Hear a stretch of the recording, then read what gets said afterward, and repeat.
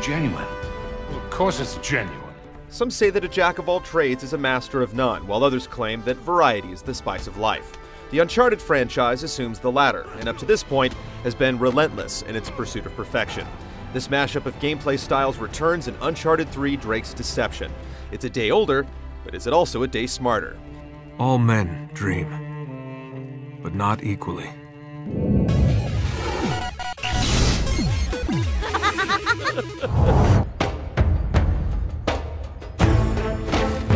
The plot is continued directly from the second installment, and outwardly, it appears to be about Sir Francis Drake's legendary ring. Both Drake and antagonist Catherine Marlowe believe they are the rightful owners, and the dust-up over the jewelry is intensified because it holds the secret to finding a lost city dubbed the Atlantis of the Sands. Deception is afoot, and Marlowe is unflinching in her quest to satisfy her goals. All of this serves as the framework for what the story is really about. Let's see the money first. Video games make a habit of placing the player in fantastically impossible scenarios, but they rarely ponder what makes a man a maniac. This is the real story of Drake's Deception.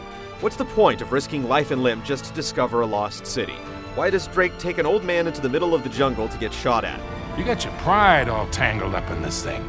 It's making you reckless. As the game questions itself, it teeters on breaking the fourth wall. These dark undertones give everything that built up to this third game a purpose. Coupled with a strong script and impeccable voice acting, it presents a medium challenging quandary. What is that even supposed to mean?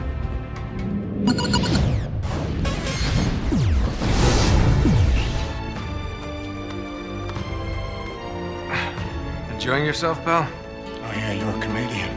Just like the prior games, Uncharted 3 is a linear third-person shooter with no flexibility in how you tackle the campaign. No one's gone in or out. There are nooks to discover treasures, but otherwise, it keeps you on task.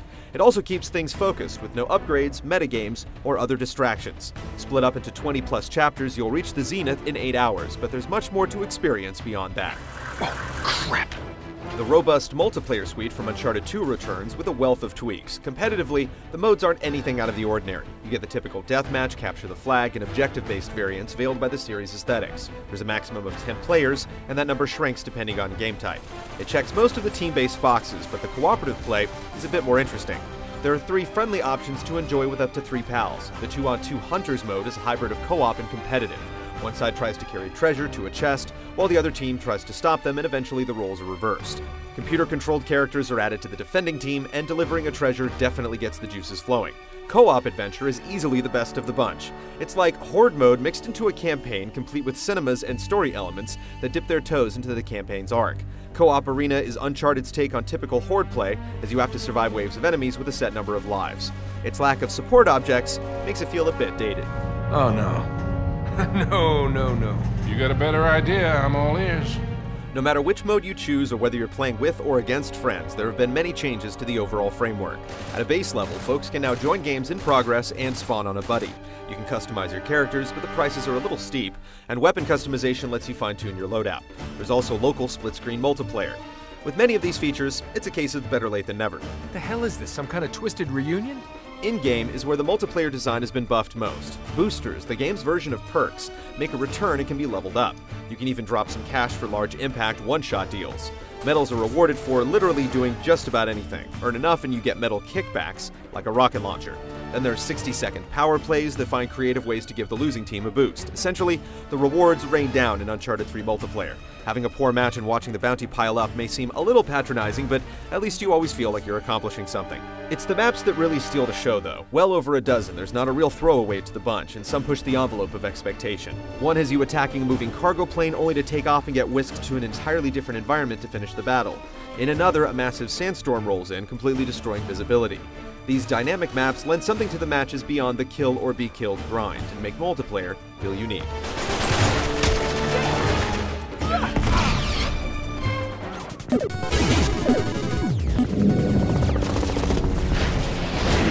I merely want what's mine. Uncharted 3 is nearly equal parts cover-based shooter and platformer, with a dash of puzzles, stealth, and good old-fashioned fisticuffs. The hand-to-hand shenanigans have been stepped to the forefront, making things a little more personal. And some of the puzzles are quite clever as you consult your notebook for clues. All these different elements are well blended, avoiding the room-by-room, stop-and-pop repetition of the first 2 games. Okay, so why the big secret all these centuries? the shooting and cover controls remain functional and flexible. Some of the best moments are from vertical levels that challenge both your traversal and aiming skills. Not that the platforming requires much ability. It's so rigid that it almost feels like you're playing Dragon's Lair at times. If you enjoy over-the-top, you've got to be kidding me moments, an Uncharted game is typically a great place to find them. While there are undoubtedly some big shiny showpieces, Drake's Deception has toned down the rhetoric. No diabolical warlords? No. Things are more subtle, but also more focused on providing unique gameplay opportunities. One level has you battling it out on a series of buoys and docks bobbing in the waves. Another has you in a tanker trying to figure out which end is up as the waves rock its massive bulk. There are multiple scenarios that make the oft-heralded train level from Uncharted 2 almost look like a joke. I'm not trying to prove anything. For as smart as the rest of the game is, very little thought seems to have gone into the enemies. You'll blast one black-suited agent after another and follow that up by shooting one armored Delta Force soldier after another. Adhering to scripted patterns, they aren't especially smart, but they can throw a grenade like Tom Brady. Oh boy. At least they take less bullets to drop this time, but the same can't be said about the multiplayer.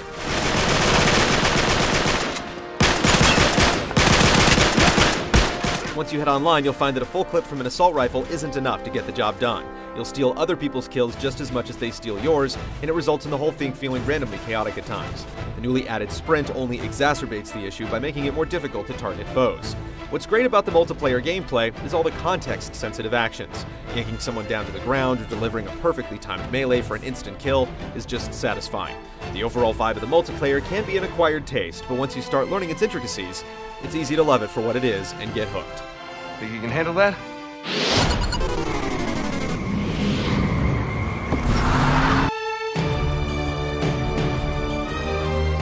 Finding a fault with Uncharted 3's presentation is difficult, and no amount of superlatives can really do the game justice. The attention to detail borders on obsessive, and the game never wavers in providing one grin after another. Sometimes, you just have to stop and take it all in.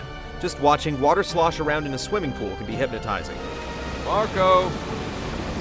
The jet-setting nature of the franchise allows for a wide variety of environments, and each one is handled in its own unique way.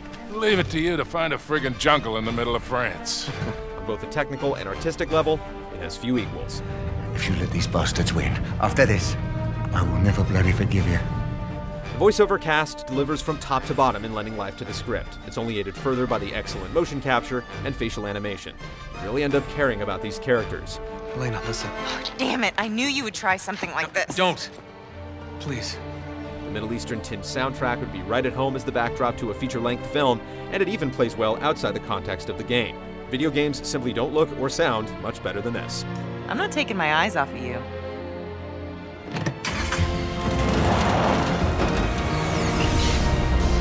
No, hang on a second, because if you recall the last time we went halfway around the world searching for a lost city, things got more than a little dicey.